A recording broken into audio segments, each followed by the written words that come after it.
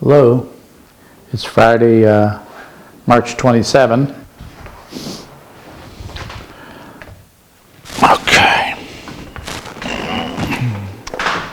I'm here in my living room in Boalsburg, Pennsylvania.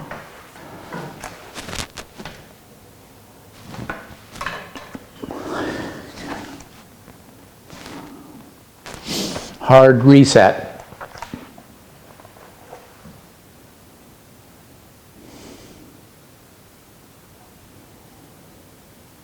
Can we go all the way right now?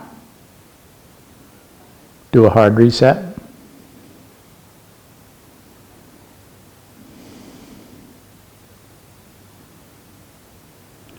I'm breathing deep. I can feel the weight of my body.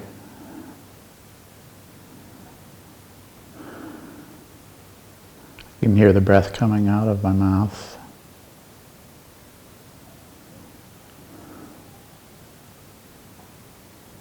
My ears are ringing.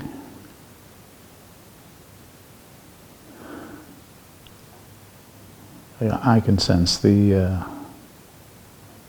life in my body, tingling in my fingers.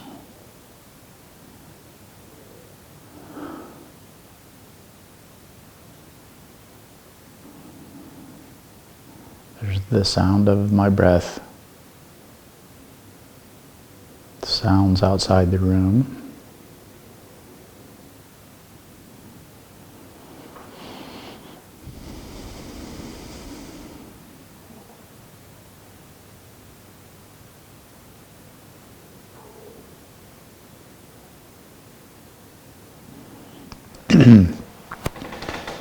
My friend Dave wants me to read this book, Soul Wilderness.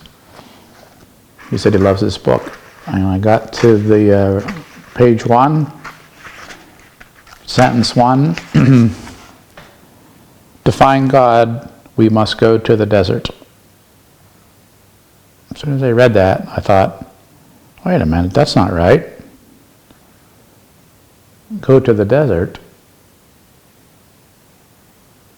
That implies that God's not here. That you have to go somewhere else to find God. That didn't make any sense to me. And Dave is pretty knowledgeable about these things, so I thought it was strange he would send me this book. That we would be reading this book together. And so I looked at it again. To find God, we must go to the desert.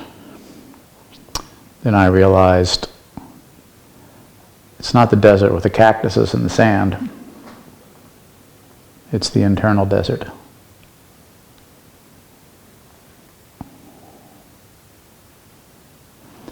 Once there, we discover that the desert, like God, is a great mystery. It's never quite what it appears to be, and our responses to it are never simple.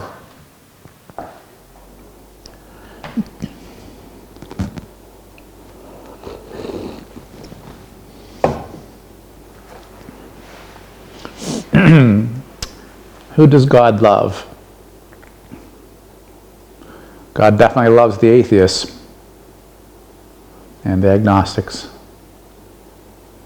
Although I always thought that to say you're an atheist is quite a bold move. To say you're an atheist is to say that beyond a shadow of a doubt, there's no God. That would mean that the possibility that somebody could say it would be impossible for there not to be a God. It's absolutely true. It's quite a big commitment. Only the people of faith can say that. So if you're an atheist and you are sure that there's no God, you're in pretty elite company. That's a hard thing to say, and to know that it's true. God loves people that think they're undeserving of God's love. God doesn't hold back because you haven't done the right thing, or because you haven't read the right book, or joined the right religion. God loves you anyways. There are no conditions.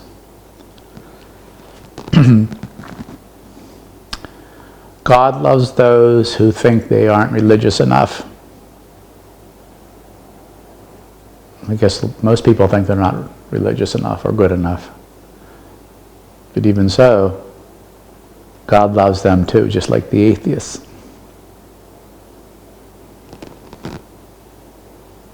What about people that think they aren't quite there yet? I have friends in my groups who think they have another step to go. They have to obtain some higher level of consciousness or do something or get better at meditation. Well, God loves them too, just like they are, thinking that they're not ready. Doesn't matter what they think.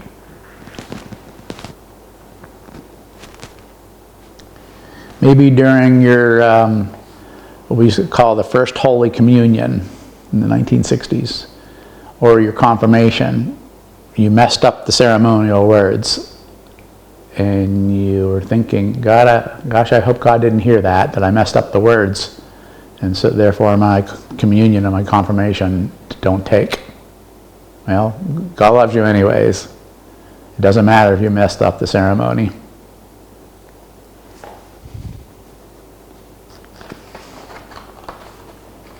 That might be it.